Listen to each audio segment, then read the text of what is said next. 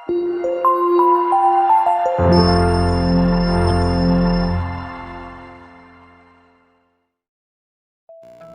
दोस्तों, स्वागत है आप सभी का टेक्स्ट बुक जानकारी में।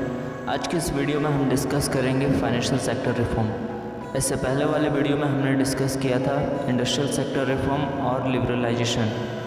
तो अगर आपने अभी तक वो वीडियो नहीं देखा है तो नीचे गए डिस्क्रिप्शन बॉक्स में उस वीडियो का लिंक है, आप जाके वहाँ से देख सकते हैं। Financial sector that is investment banks, stock exchange operations and foreign exchange market. तो इन सभी इंस्टीट्यूशंस पे रिफॉर्म्स किए गए 1991 में। तो फाइनेंशियल सेक्टर कंट्रोल करता है सेंट्रल बैंक, और भारत का सेंट्रल बैंक है RBI, the reserve bank of India. तो फाइनेंशियल सेक्टर रिफॉर्म 1991 में तो ये मुख्य 4 रिफॉर्म्स उस टाइम किए गए थे। पहला, change in the role of RBI।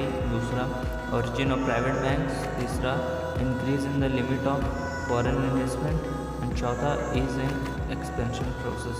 तो चलिए देखते हैं, इन सभी को एलैबोरेट करेंगे। फाइनेंशियल सेक्टर रिफॉर्म में पहला पॉइंट है change in the role of RBI। तो उस टाइम RBI के रोल को चेंज किया गया था।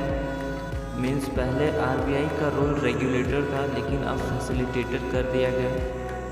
अब कई सारे जो कमर्शियल बैंक्स हैं उन्हें अलाउंस थी कि आप कई मैटर्स पर डिसीजन ले सकते हैं विदाउट कंसल्टिंग ऑफ RBI।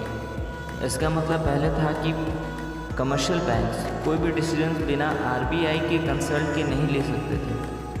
उन्हें कोई भी काम हो RBI की कंसल्टेंसी की ज़रूरत पड़ती थी।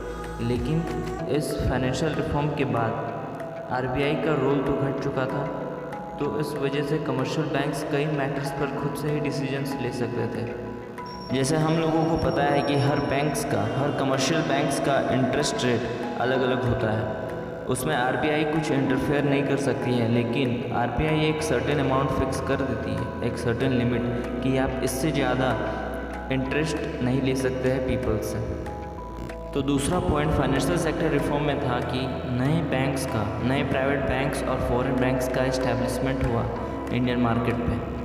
एग्जांपल है ICICI बैंक और HSBC बैंक। जो HSBC बैंक है वो फॉरेन बैंक है और इसका हेडक्वार्टर लंदन में है। तो ये दोनों मार्केट में कंपटीशन बढ़ा दिए और कंज्यूमर्स को जिससे फ़ायदा हुआ, लोअर इंटरेस्ट रेट उनको पे करना पड़ रहा था और उन्हें बेटर सर्विसेज भी मिल रही थी। तीसरा पॉइंट फाइनेंशियल सेक्टर रिफॉर्म में है कि पहले फॉरेनर्स ओनरशिप यानी परसेंटेज और शेयर्स बहुत कम खरीद सकते थे इंडिया में। अब फाइनेंशियल सेक्टर रिफॉर्म के बाद लगभग 51% तक ओनरशिप खरीद सकते हैं। इसका पूरा श्रेय जाता है डॉक्टर मनमोहन सिंह को, क्योंकि 1991 में उन्होंने फॉरेन एक्सचेंज मैनेजमेंट एक्ट लाया था और एक बेसलाइन सेटअप की थी लगभग $1 बिलियन का 1990 में।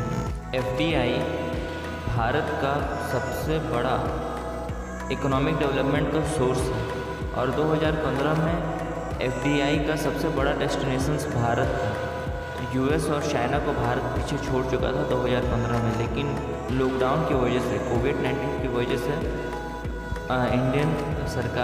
भारतीय सरकार ने FDI पॉलिसी में कुछ चेंजेस लाए। चौथा है ease in expansion process. Banks were given freedom to set up new branches without the approval of RBI। मतलब कमर्शियल जो बैंक्स हैं वो बिना RBI के अप्रूवल के अपना ब्रांच फैला सकते हैं, मीन्स अपना ब्रांच खोल सकते हैं कहीं भी, लेकिन उसके लिए कुछ कंडीशंस को फुलफिल करना होगा।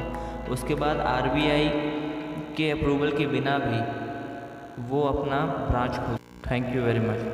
आप टेक्स्ट बुक जानकारी चैनल को ट्विटर, इंस्टाग्राम, टेलीग्राम और फेसबुक कहीं भी जाकर सर्च कर सकते हैं। वहाँ पर आप लोगों को नई वीडियोज़ का नोटिफिकेशन जल्दी मिल जाएगा।